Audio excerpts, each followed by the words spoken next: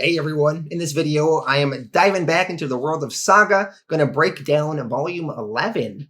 I really love this series and its characters, and I'm invested in what is going to happen with everyone. Although one problem with this series, if you're following it as it's coming out, is there are a lot of breaks and hiatuses in its publishing run. At one point, they took a 3 or 4 year break and they came back for 6 issues, and then they took a 6-month break, came back for 6 issues, and then they took a year-long break, which is what we're in the middle of right now, a year-long break between issue 66 and 67.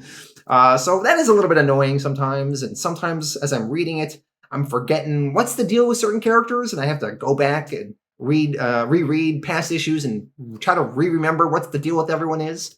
But nevertheless, I'm still really digging it. And I wanted to cover volume 11 right now to prepare you all for issue 67, which is going to publish in July, supposedly. So yeah, let's dive into Saga Volume 11, and I'm going to do a little bit of some extra refreshing and reminding on what the deal with everyone is as I'm going through the story. So let's dive into it. Saga Volume 11, written by Brian K. Vaughan, art by Fiona Staples. Saga issue 61. Gwendolyn is in bed with the Will, aka Billy. Sophie, aka Slave Girl, walks in and sees them in bed together, and she is shocked. Sophie asks, "You're sleeping with him? I mean, what about your wife?" Gwendolyn's wife is a woman named Velour. Gwendolyn answers, "My wife and I mutually agreed to spend some time apart. I was planning to tell you in a more appropriate manner, but apparently your dirty laundry couldn't wait." Sophie, she then questions, "Well, are you happy?" Gwendolyn answers the question by pointing to some scrolls that are on a table. In the scrolls are numbers of every parent on Wreath whose son or daughter was killed in action last week. Gwendolyn is in charge of making those phone calls to those parents and telling them their kids didn't make it. Gwendolyn, after explaining all this, says, "You ask if I'm happy? I will be when I'm never handed one of those goddamn things again." Gwendolyn then explains her secret plan to try and end the war. She is doing some back-channel negotiations with the Will's help, and they are trying to turn the entire robot kingdom to Wreath's side. Sophie, hearing this, questions the Blue Bloods? Are mortal enemies' most loyal ally for the last too many centuries to count? Gwendolyn tells Sophie, loyalty is a frickin' fairy tale. We now jump over to Alana, Hazel, and Squire. Last volume ended with Hazel's family's wooden tree rocket ship going up in flames. Well, this volume begins 6 months after that. With the wooden tree rocket ship, which was their home, now burned down, they are homeless and they are stranded on this planet. The planet they were on got sucked into the war between Landfall and Wreath, and the innocent civilian population got caught in the middle. In all the confusion of the fighting, Hazel and her family were able to lie low and blend in and, for the most part, be pretty safe. We see Alana, Hazel's mother. She has picked up a gig working in a nearby warehouse, doing fulfillment. Hazel in her narration jokes that the job is anything but fulfilling. Still, with Alana's meager pay, she couldn't keep a conventional roof over their heads, but she somehow kept them alive. Hazel admits that sometimes her and Squire weren't as appreciative of that as they should have been. Hazel, talking to her mom, says it was probably the constables that burned down their home. They threatened to do it like 1,000,000 times. Alana argues back, "Look, we don't know for sure it was them. I know everything about life is terrible at the moment, but I give you my word that this will not be forever. So until I can buy us a little escape velocity, we've gotta keep playing it smart, okay? Around the clock." Elsewhere in the galaxy, we go over to a spaceship, which is the home of a man named Irving. We have met him in some previous volumes. Irving is an agent working for the Brio Talent Agency. He represents various freelancers looking for hitman work. and he's the one that finds it for them. The will is someone that he works with. As Irving is on the phone, all of a sudden, Petrichor pops out of a magic portal on the ship, and she ropes Irving and ties him down. Petrichor tells Irving, "A client of yours killed someone I loved. Now you're going to help me find the will." Now, just a reminder on Petrichor's history. She was a transgender female that first met Hazel in a Landfallian prison camp, where she was with Hazel's grandmother. Petrichor ended up escaping the prison with Hazel and became an ally to Hazel's family. And Petrichor eventually fell in love with Sir Robot. But when Sir Robot got killed by the will, Petrichor vowed to get revenge and kill him. So that is why Petrichor has tracked down this Irving. Through Irving, she is hoping she can get to the will. Back over to Alana, Hazel, and Squire. Alana brings the two kids to a place called Pawn Shop, Potions and Microwave Repair. Alana is here to do a little business. She tells the two kids to be good while she talks to the owner. Alana goes into a back room and talks to a woman named Vitch. Alana tells Vitch, "I need some paperwork. I'm trying to get a job off-world, but the kids and I can't catch a ride without the proper documents, which will be challenging for us to get, conventionally at least." Vitch is very accommodating. She says, "Sweetie, you need some forgeries? Of course, let's make a deal." Alana tries to barter with Vitch. She offers a gun she has, a Coalition model Heartbreaker. Vitch isn't interested in this. She says, "Pass, they're non-lethal, and they don't even work on drones. No offense to your boy." Alana, she then offers the last surviving acorn from the entire rocket ship forest. Vitch, she also is not interested in this. She says, "What, am I gonna wait 100 years for it to maybe grow into a healthy vessel? Please, for all the risk I'm taking, I need something of fair market value." Vitch, she likes the funky looking ring that Alana has on. Alana to this says, I'm sorry, but this is all I have left of him. This was a ring that Marco gave her, and she won't give it up." Vitch, when she hears that Alana had a husband that died, she says, "Wait, you're a widow? Why didn't you say so? You want me to do something about that?" Alana answers, "Thanks, but I'm not looking for a love potion." Vitch to this says, "I'm not offering one, girlfriend. I have a still beating heart of a baby dragon in my freezer. What I'm saying is, we live in a universe of frickin' magic.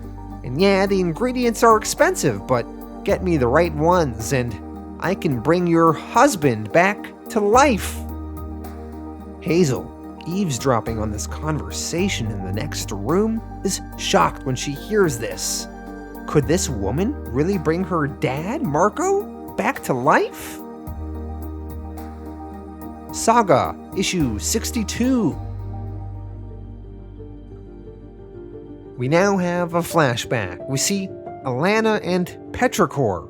The will had recently killed both Sir Robot and Marco. So Petrichor and Alana's loves were both killed by the will. Petrichor and Alana, they went to the bottom of the cliff where Marco's body was. The will decapitated Marco and took his head, but he left the rest of the body behind. Alana was asking about wreath magic to Petrichor. She asked, "Snow, Petrichor, what if we can somehow make it snow? Back on Cleve, Marco once got injured mortally, but I found the ingredients for a healing spell. Couldn't we?" Petrichor told Alana, "Nothing in the universe will bring the dead back to us, but we can start to make things right again." Alana asked Petrichor, "What does she mean?" Petrichor answered, "Whoever did this left behind their stench, the same stench I smelled on the similarly defiled body of my dear Sir Robot. You and I are going to hunt down the monster who took our loves from us, and we're going to tear him to fucking pieces." Alana, she at first is silent, and then she lets out a small laugh, and then it grows into a bigger laugh. Petrichor, she asks, "I don't understand what's happening here." Alana eventually answers, I'm sorry, but dedicating the rest of my life to some dopey blood feud is literally the last thing Marco would have wanted. Hell, it's why whatever pathetic zilch killed my husband left a trail, hoping we'd be idiotic enough to follow it. Petrichor can't believe that Alana doesn't want revenge. She asks, "So what, Alana, you just plan to let this murderer go unpunished? To just give up on ever finding justice?" Alana answered, "Guess that about sums it up, yeah." Petrichor called Alana a madwoman. Alana answered, "No, I'm not talking like a madwoman, I'm talking like a mother. All that matters to me now is taking care of my girl." Petrichor, taking offense, said, "Well, then it would be best if you leave me at the next port because you and I are obviously headed in very different directions." Alana tried to argue with Petrichor, saying, "You say that you loved Sir Robot, well then, what about his son? Squire has no one anymore, he needs you." Petrichor to this says, "Oh, I have a family to think about now, huh? Or are you the one who calls that the rallying cry of losers?" Alana responded, "Petrichor, I love you, but sometimes you can be an extraordinary bitch." And that was the last time that Alana and Petrichor saw each other. They parted ways after that.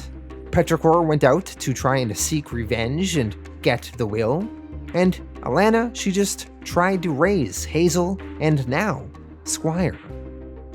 Back in the current day, once again, Alana is still in the back room of this shop, talking to this Vitch woman. Alana asked Vitch, "You're saying you have the power to resurrect my husband?" Vitch answered, "It's not about power, it's about resources. Get me the right ones and there's nothing I can't do." Alana, though, she doesn't believe Vitch. She tells her, "I appreciate that, sincerely, but I think I'll pass." Vitch tries to reassure Alana, saying, "Look, if you're worried he's gonna come back as some sort of zombie, I guarantee this enchantment is nothing like that." Alana, she still rejects this idea. Vitch turns the conversation back to what they were initially talking about.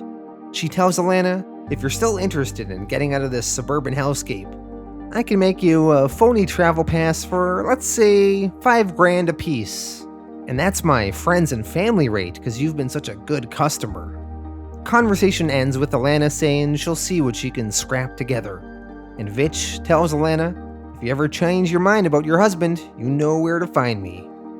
As Alana leaves the shop with Hazel and Squire, Hazel asks her mom, "What is wrong with you? Why won't you try and bring Dad back to life?" Alana, disappointed, tells her daughter, "Of course you were eavesdropping. Kids, look at me. Like a lot of really kind, really helpful people you're going to meet in your life, Miss Vitch is a gigantic fucking liar." Hazel tries to argue with her mom, saying, "Nuh-uh, see this necklace that she gave me? It changes the way I look so people can't see my horns. She didn't lie about that." Alana responds, "That's how liars work, sweetheart. They earn your trust by giving you truth after truth, and then one day they tell you something you really, really, really want to believe, and that'll be the whopper that does you in. If there were any way I could give either of you your father back, I swear on all that's holy I would, but deep down you both know that that's just make-believe, right?" We jump back over now to the Will and Sophie and Lying Cat. The Will is looking at the fancy ring that he took off of Marco. The ring actually has some magic in it that makes it work as a translator. The ring was actually once owned by Gwendolyn, and Gwendolyn gave it to Marco because Gwendolyn and Marco used to date. Sophie and the Will talk about the ring. The Will is thinking of giving it to Gwendolyn. He's just waiting for the right moment. Sophie, a little shocked, asks, "Oh God, are you planning to propose?" The Will answers, "Well, it's something I've been contemplating, but only after Gwendolyn settles up with velour and whatnot." The Will questions if Sophie approves because he's getting the vibe that maybe she doesn't. Sophie tells the Will, "You know, I blocked out most of what I endured while being a slave to Sextillion, but there's not a day that goes by that I don't think about one moment when you caved in the skull of my captor. Most nights, replaying that memory is the only thing that gets me to sleep. I learned a very valuable lesson that day. The knowledge that someone who grievously wronged us has been snuffed out from this mortal coil doesn't exactly bring one peace. The wheel chimes in, but it ain't nothing. Sophie answers, precisely. And knowing how much pain this Marco person caused, I suspect your actions have been equally beneficial to my beloved guardian, Gwendolyn. You certainly don't need my blessing to ask for Gwendolyn's hand, but when the time comes, know that you have it. Until then, this stays between us. As they wrap up their conversation, Gwendolyn comes running over. An envoy from the Robot Kingdom is coming, and the Will and the Lion Cat cannot be seen. Gwendolyn tells the Will and Lion Cat that for now they need to get as far away from here as possible. We now jump back over to Alana, Hazel, and Squire. Alana is reading to the kids her and Marco's favorite book, the one that brought them together, the book that changed their philosophy and the way they looked at life. That book was A Nighttime Smoke by D. Oswald Heist, a book that has been constantly mentioned throughout this series. One of the big themes in D. Oswald Heist's book that Alana is trying to get through to her kids is a very anti-war view, and it promotes pacifism. Alana, reading a passage, says, "The old man wheeled close to Emies and, with his penultimate breath, whispered 3 powerful magic words that would forever protect the boy and everyone he loved. Revenge is retarded." Hazel, a little shocked, says, "Ew, why the heck would you read that to us?" Alana tries to start a discussion. She says, "Hang on, if you're offended, let's have a discussion why." Hazel just stands up and says, "No, I don't care what's written in your dumb book. We don't use that word anymore, especially not in front of a kid who's been called it." Hazel says this as she gestures to Squire. Squire gets up and walks away.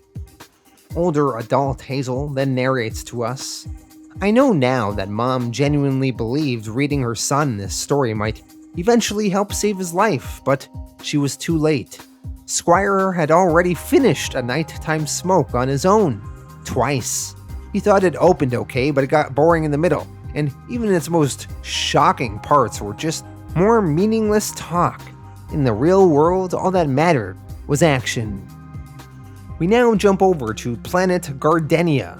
This was a planet Hazel and Marco laid low in a long time ago.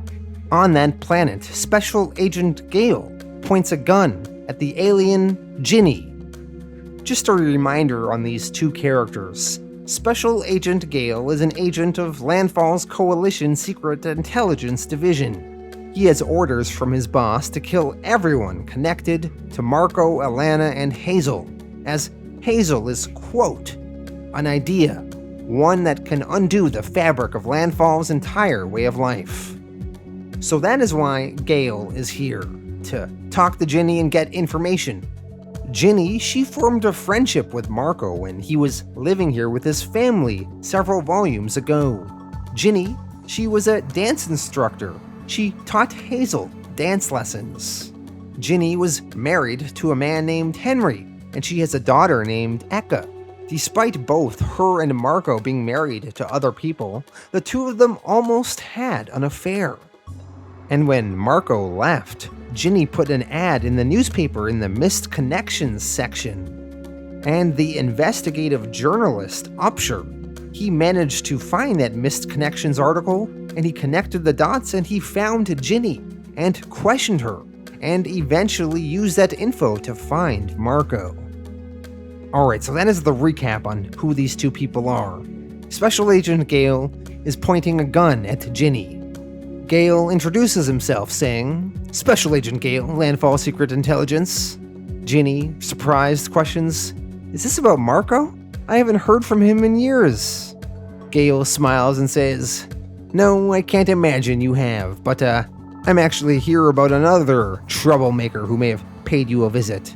An alleged journalist by the name of Upshur. Help me find him and I give you my word, no harm will befall you or your charming family here." Ginny thinks for a moment and then she tells Gale, Yeah, that guy, he gave me a runestone. Told me I could use it to summon him anytime.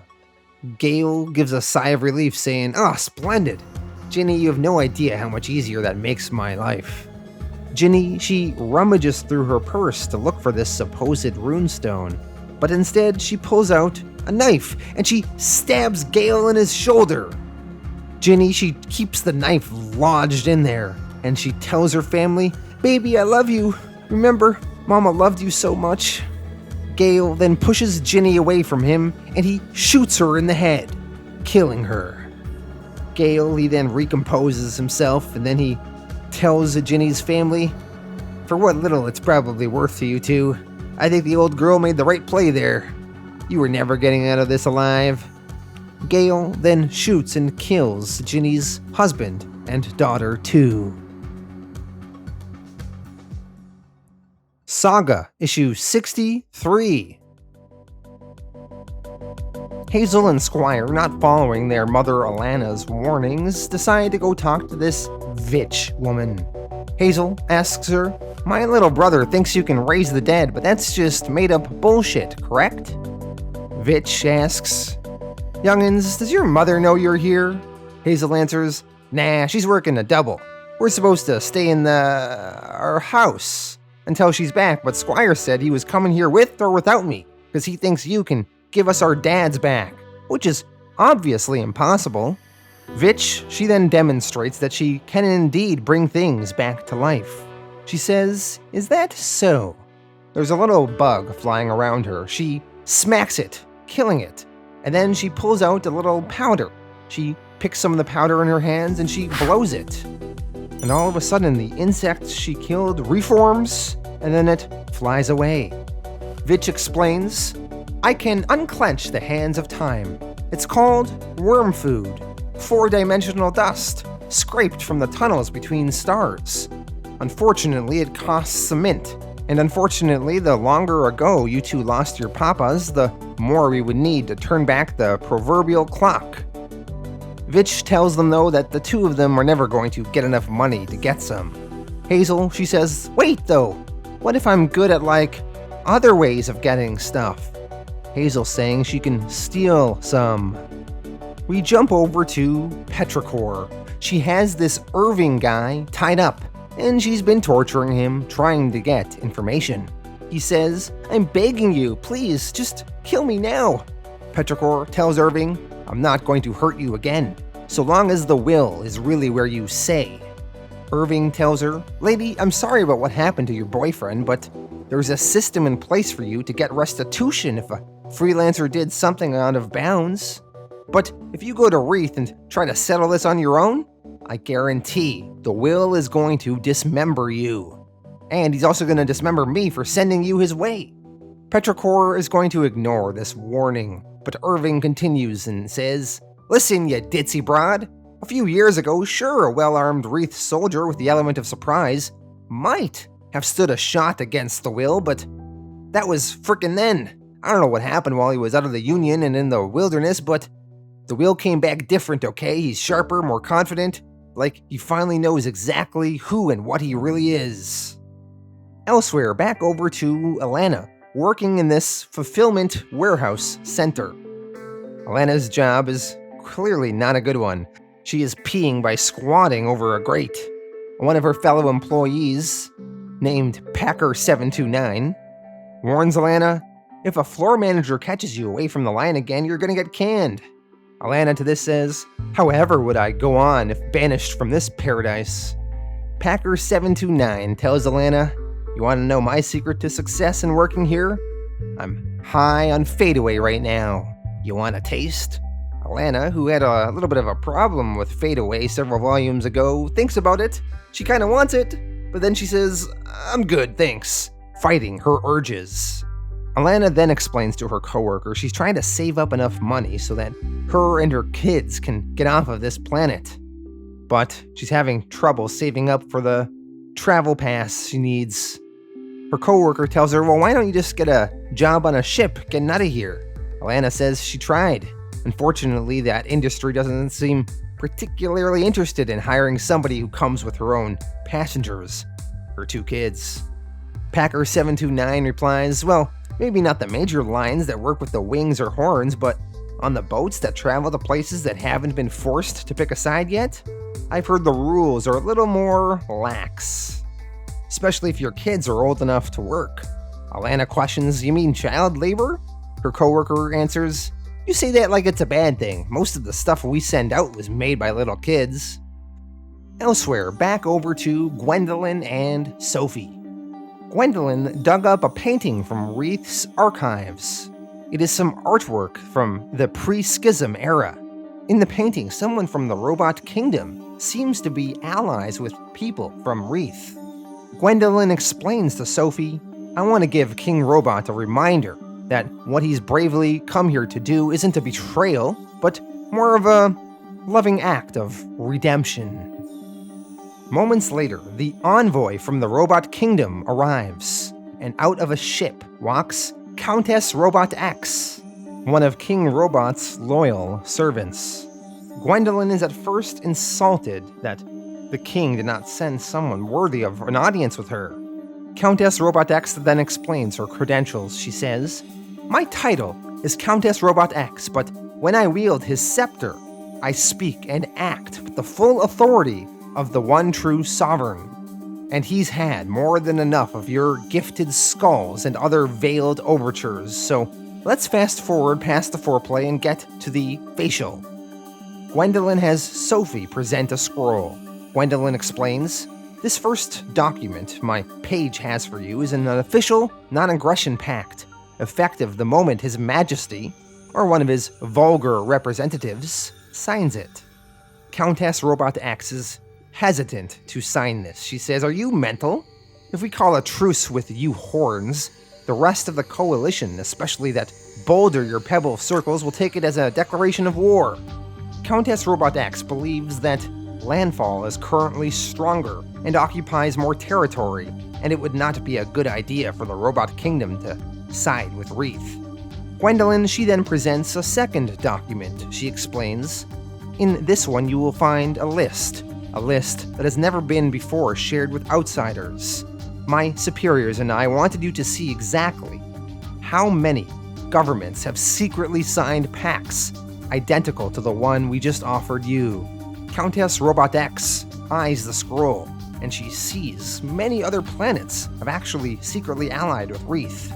Gwendolyn continues, you see, we have many allies. Wreath is much more than a moon.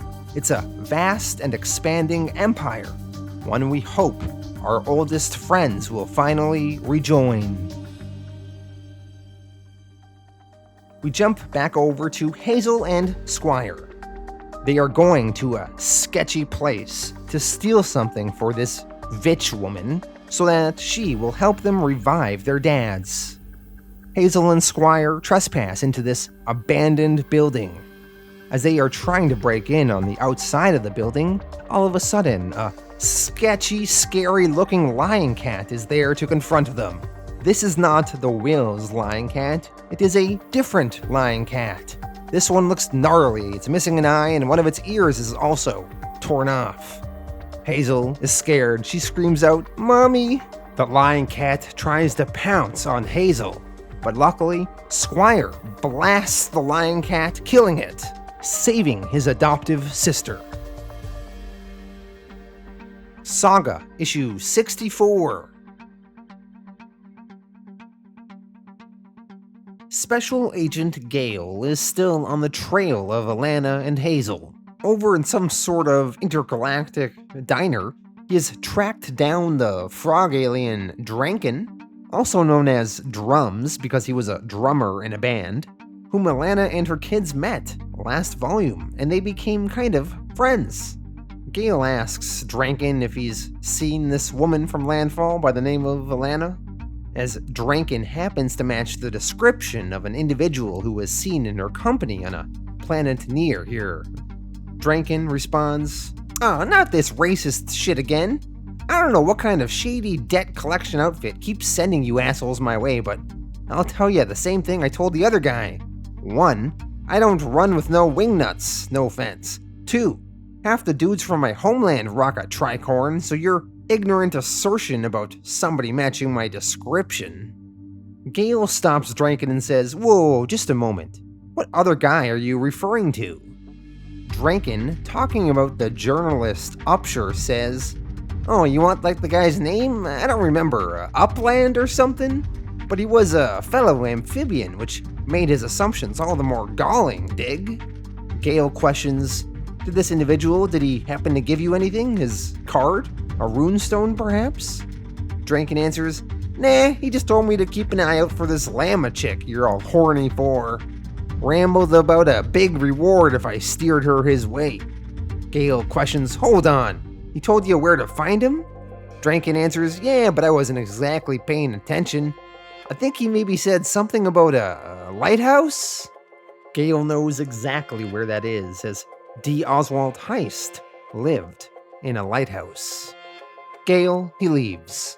Once he's gone, Hector joins Drankin. She was also in the same band as Drankin, and she was also friends with Alana and Hazel. Hector asks Drankin what that was all about. Drankin answers, "That creep was asking after you-know-who. I told him exactly what Alana told us to if trouble came calling. I hope she knows what she's doing." Back over to Hazel and Squire.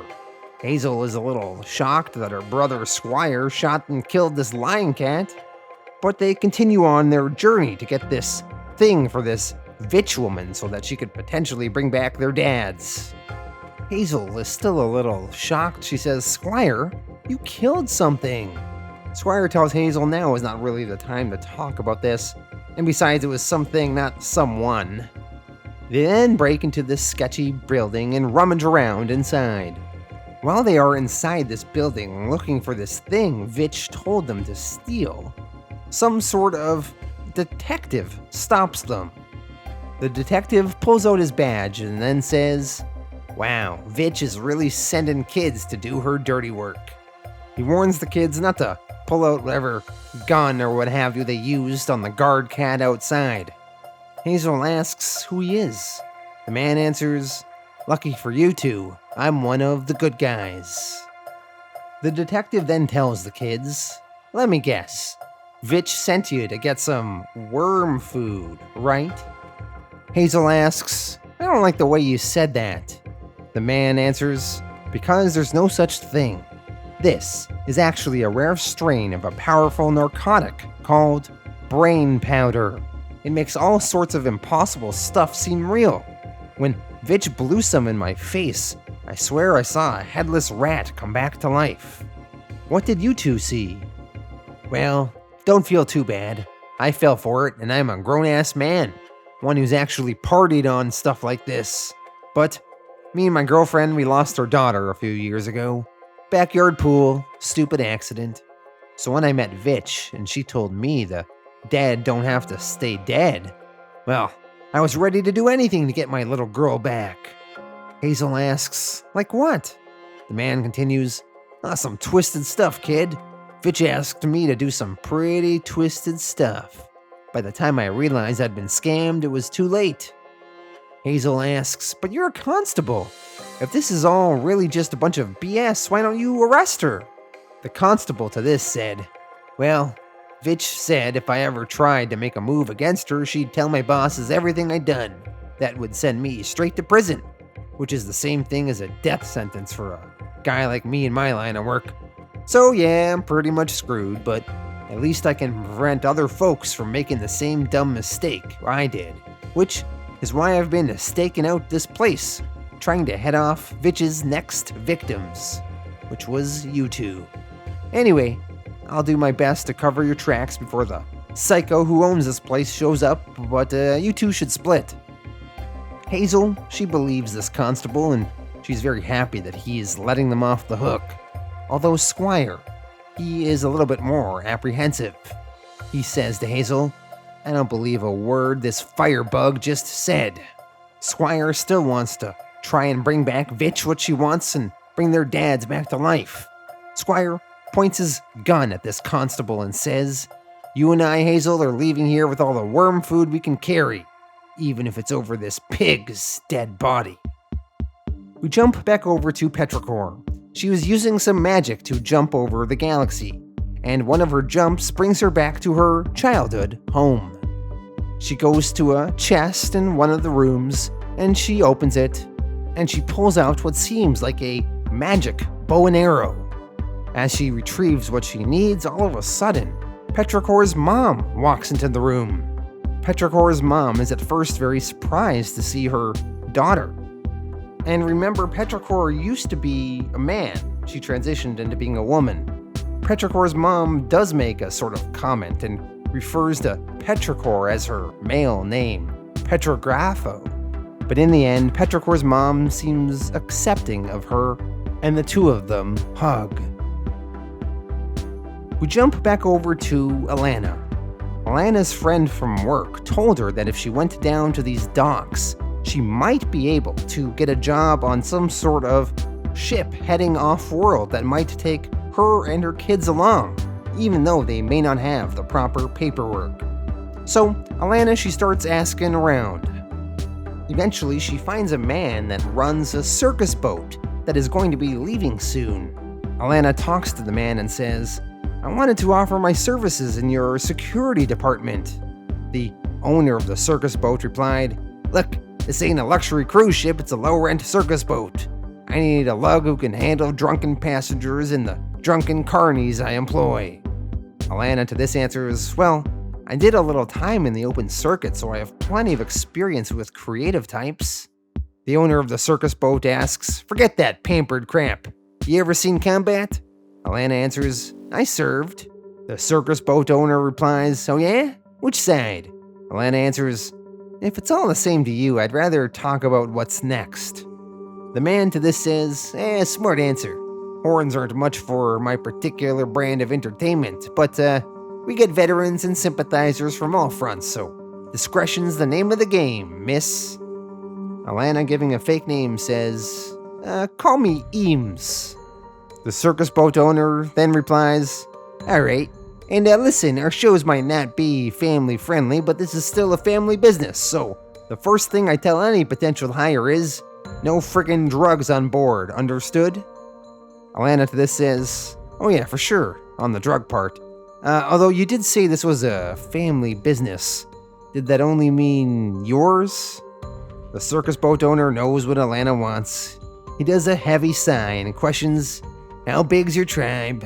Alana answers, "2 preteens I adopted back on Fang." The man asks, "Can they carry their weight?"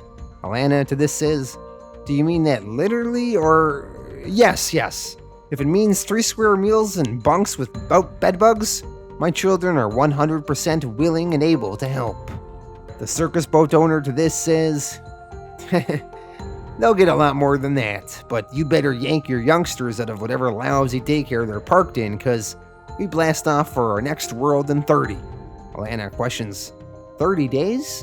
The man answers, "No, 30 minutes. Is that a problem?" It is kind of a problem.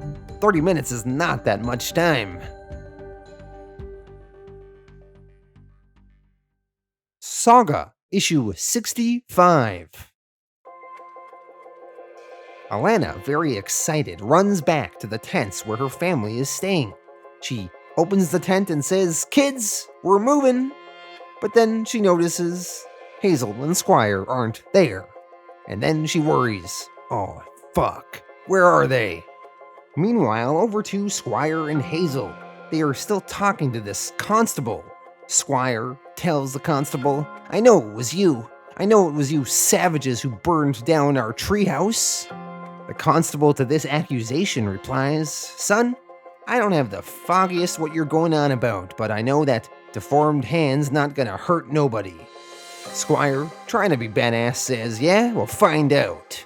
Squire fires, purposely missing this man and shooting beside him. Hazel asks Squire, "When did you turn completely psycho?" She then grabs him and flies off with him. While they are squaring off, Alana is running around looking for them. She runs into a turtle man, and the turtle man hears Alana yelling for her kids. The turtle man asks, "You looking for the little girl and her drone?" Alana answers, "Oh God, yes, please, have you seen them?" The turtle man answers, "Maybe. What's in it for me?" Elsewhere, we see that Hazel and Squire have managed to make it out of that sketchy building they were in and away from that constable that they were in a standoff with. Squire comments, "Oh, we were so close. We were so close and you ruined it. Now we'll never see our fathers again." Hazel responds, "You're wrong, Brobot. Now that you tipped off the law about who you really are, we're both gonna see our dads again real soon, because you just got us killed." She then clocks Squire in his screen, and she hurt her hand by doing that. Squire says ow, and Hazel says ow as well. The two of them ask if they're both okay, and they hug and make up. And then finally, Alana runs over and manages to catch up with them. Hazel starts tearing up, and Squire is sad too. They say they screwed up real bad. Squire corrects Hazel, saying, "Don't listen to her. I'm the one who screwed up, Mom." Alana, looking at Squire, says, Oh, my beautiful boy. You sound just like your father." There's no time for sentimentality, though. They need to run and catch the ship going out of here. So Alana with the kids starts booking it for the ride that's gonna take them off this planet. She's yelling at the kids, "Faster, faster!" The kids are worried about some stuff they're gonna leave behind, but Alana says she brought what she could. Alana and the kids manage to make it back to the ship heading off-world just in the nick of time before it was about to depart. The owner of the ship tells Alana, Yeah, get your butts inside before this thing blasts off. I'll give you a few minutes to freshen up, then we got a company mess. I put you three in room 65, down the corridor and hang left." When Alana arrives in the room they're going to be staying in on this ship with her kids, she's kind of shocked. They're going to have their own room? Things are starting to look up. We jump back over to the Will, Lion Cat, Gwendolyn, and Sophie. The Will asks, what did the Robot Kingdom say in their meeting? Gwendolyn answers, they said, "We'll think about it," which is pretty good for the Robot Kingdom. Sophie, gushing over Gwendolyn, says, "You should have seen her in action. She was magnificent." The Will asks, "I don't doubt it, but you ladies really think this one meet could turn the tide of the entire war?" Gwendolyn answers, "Never forget that a wreath is a moon. Turning tides is what we do." Just as they are mid-conversation, Petrichor somehow teleports into their base there. Gwendolyn, surprised, asks how. Our security is airtight. Petrichor warns them all, "I'm only here for the Will. The rest of you want to live? Then leave." Gwendolyn asks the Will, "Do you know this asshole?" The Will answers, "Never met her in my life. Now get Sophie out of here. We'll finish this." The Will with a Lion Cat starts heading towards Petrichor. Petrichor manages to rope up Lion Cat with one of her magics. The Will charges right up to Petrichor, but she smashes him in the face with the butt of her weapon. The Will is then lying on the floor. Petrichor is slowly walking to the Will. She says, "This is for Prince Robot IV." Gwendolyn tries to use some magic. She yells, "Fulmo," but Petrichor manages to deflect it back at Gwendolyn, knocking her down too. Petrichor says, "I warned her. I didn't want anyone else to get hurt." The Will, lying on the ground, takes his extendable sword and he shoots it out, and it goes right through Petrichor's stomach. The Will, he starts getting up. He asks if Sophie's okay. She says she's fine. Petrichor does a new magical spell called Vermigo. She manages to make the sword that's extended into her body turn into flames, and all of a sudden the Will catches on fire. Petrichor then turns her attention back to the Will. She says, gloating, "I was told you were unstoppable, but you're nothing but a joke." Petrichor then uses that magical bow and arrow she retrieved from her home. She aims it at the Will, and she fires a green poison arrow that will be fatal. The arrow is launched. It is flying towards the Will, but Sophie, she sticks out her hand to protect the Will, and the arrow goes right through her palm. Gwendolyn screams out, "No!" Petrichor tells them all, I'm sorry. I'm so sorry. and she heads back through the portal and retreats. She only had, I guess, one poison arrow with her. Sophie, she starts bleeding from her nose, and then blood starts coming down from her eyes. The whale, looking at Sophie, says, "It's alright, Gwen. The thing only grazed her. She's gonna be fine." Lying Cat chimes in, "Lying." Gwendolyn comments, "That arrow, it's poison, has no cure." Sophie then falls to the floor, and we assume that she dies. Saga issue 66. This issue begins with a flashback, back to when Alana was in the Landfall Army and she was in basic training. Apparently, she served with Special Agent Gale, who was not so special back then. He was just a normal grunt. Alana was reading a book and Gale, maybe attracted to Alana, tried to engage her in conversation on said book. Gale asked her, "Have you ever read Bellwether? It was shortlisted for the Hungsier Medal." Alana to this replied, "Yeah, I'm kind of allergic to books that win awards." Gale, sweating, said, "Right, cool. Oh, I'm Gale, by the way." Alana then rejected Gale, saying, "Hey Gale, not to be a total dick, but I just got out of a weird relationship right before I landed in basic, so I'm not really looking to start anything new." Gale nervously responded, "Oh, of course, yeah, I respect that, totally." Alana explained further, saying, "I'm just trying to keep my head down, do my time on the weird playground equipment, get this bullshit over with, you know?" Gale answered, "Oh, 100%. Look, best of luck to you." Alana to this said, "Thanks for being cool. See you on the monkey bars." Gale smiled, saying, "Indeed." And then once Alana was out of earshot, he said, "Fucking cunt." And now we jump back to the current day. Gale has a pissed off look on his face, and he is at the lighthouse of D. Oswald Heists. Gale, rejected all those many years ago, seems to still hold a grudge. Gale walks towards the lighthouse. He passes by the walrus, Friendo, and then he enters the lighthouse. As he searches through the lighthouse, he eventually finds the woman Ianth, and she seems to be held prisoner here. Ianth, seeing Gale, says, "Hey, you gotta get me out of here." So a quick reminder on who Ianth is in case you forgot. Ianth is a diplomat, and the Will killed her boyfriend ages ago. And eventually, Ianth tracked the Will down to get revenge on him. In Volume 8, she tortured the Will and hooked him up to something called a magic VCR, so she could watch his memories, and by watching these memories, she then learned about Alana and Marco and their half-breed child. Ianth knew this information was valuable, and she wished to exploit this knowledge, and wanted to seek out Hazel, the half-breed child. In a way, she thought that Hazel might make her rich.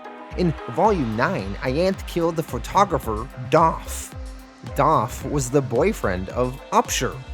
Well, Upshur, he shot Ianth, and he kept her prisoner here ever since. So Gale, seeing Ianth in this prison, asks, "Who the hell are you?" Ianth answers, "My name is Ianth. I'm a diplomat with rights.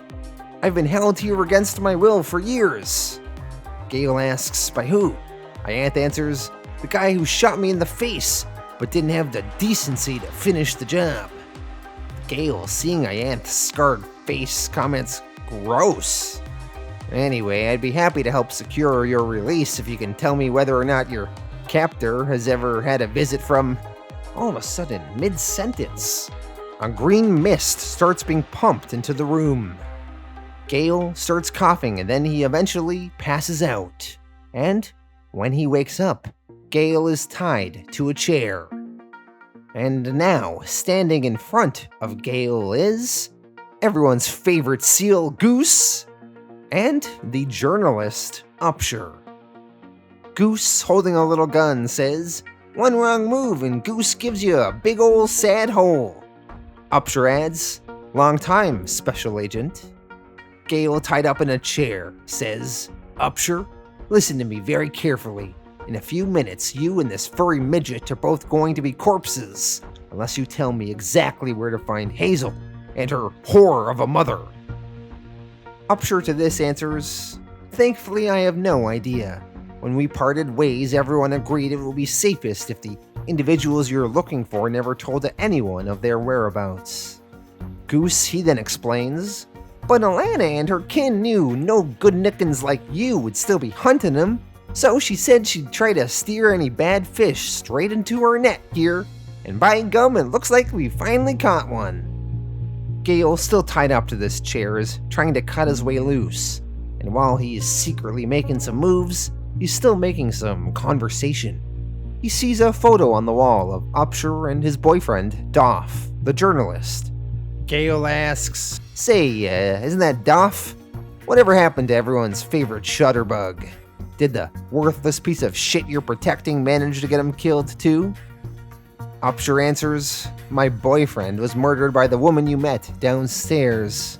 Gale to this says, "Oh, of course. So you kept her alive to torture her?" Goose, he then explains the real deal that's going on. He says, Upshur decided not to end that lady's life so that she could be rehabilitated. Upshur then explains his philosophy. He says, breaking certain patterns can be challenging, especially for someone suffering from the disease that affects Ianth, me, our entire culture. We're addicted to violence. After I lost Doff, all I wanted to do was kill the woman who killed him. But after seeing the grace with which Alana responded to the horrific way she lost her partner, something changed in me. I realized that, hard as it may be to accept, even someone like Ianth has people who love her deeply, and executing her only would have brought them gunning for me and everyone else I care about. So instead, I decided to break the cycle. I came here to my new friend's home of Quietus, and as I nursed Ianth back to health and rebuilt this old lighthouse brick by brick, I also rebuilt myself. I developed a process where others could also unlearn the lessons of generational trauma. Gale, I won't pretend to know what you've been through since we last saw each other, but I see in your eyes exactly what I saw in the woman who killed Doff. You're not evil, you're powerless and afraid. Whatever horrors you've been compelled to do by others, or by your own broken psyche, it's not too late to start making amends. It's not even too late to find redemption. Gale is not convinced. He continues swearing and arguing with Upshur. He says, our culture isn't addicted to violence any more than it's addicted to shitting. Killing is just nature's way of expelling useless waste. Some toxins were never meant to be absorbed into the system, and they need to be flushed out. Gale, he finally manages to cut free of the restraints he was in, and he jumps into the air, and he attacks Goose, kicking him. Then Gale grabs the gun that Goose had, and he points it at Upshur. He sticks it in his mouth and tells him to shut up. And just as it seems like Gale is gonna kill Upshur, he gets whacked in the back of his head by Ianth. Ianth was an evil woman the last we saw her. She killed Doff, and she was threatening to kill others, but thanks to Upshur's work over the past several years, Ianth has been rehabilitated. Goose thanks Ianth for saving them. Ianth answers, don't mention it. Let's just get this dingbat downstairs in my old recovery room before he comes to. Ianth then asks Upshur, you aren't pissed off, coach? I know you wanted me to lay low after my sterling performance downstairs. Upshur thinks on it and says, I was wrong. You warned us Gale's intake might go sideways, and I should have listened. I'm so sorry. Ianth to this says, hey, enough of the self-flagellation. What do you always say is the most important step of the process? Upshur, he answers, forgiveness.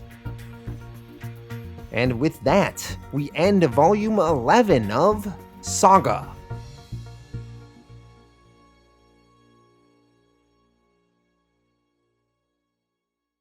Alright, that was Saga Volume 11. Let me go through my thoughts on this one. I liked some of the stuff with Alana, Hazel, and Squire on this planet, trying to get by, struggling a little bit. Alana working this shitty job. Hazel and Squire hear from this woman that she could potentially bring their dads back to life, so they go on their own crazy adventure to steal some drugs, although they were lied to and told it was something else. So all that was kind of intriguing. I liked some of the stuff between Gwendolyn and the Will thinking of proposing to Gwendolyn. It was also fun seeing some of Gwendolyn's political intrigue, and maybe she's going to be able to win the Robot Kingdom over to their side. So will be interesting to see how that plays out. We had Special Agent Gale going around killing some people, which was kind of fun. Rest in peace, Ginny and her family. We had this overall theme of revenge, and revenge not being worth it, which was explored in this volume. So an example of revenge not being worth it would be Petrichor. So she sought revenge. She wanted to kill the Will, and by trying to kill the Will, she killed Sophie. And Sophie was an innocent in this. So Petrichor, by seeking revenge, made the world a worse place. And now, of course, the Will is going to be all fired up, and he's going to go after his own revenge, and it's going to make it more of a mess. So, yeah. But then on the flip side, we have Upshur. Upshur could have killed this Ianth woman, but instead he reformed and rehabilitated her. And perhaps that will be a net positive in the world by him not seeking revenge. And then Alana was also of the mindset that revenge is not worth it. She's just going to focus on being a mother and raising her family and trying to make the best life for Hazel and Squire rather than try to kill the man that killed Marco.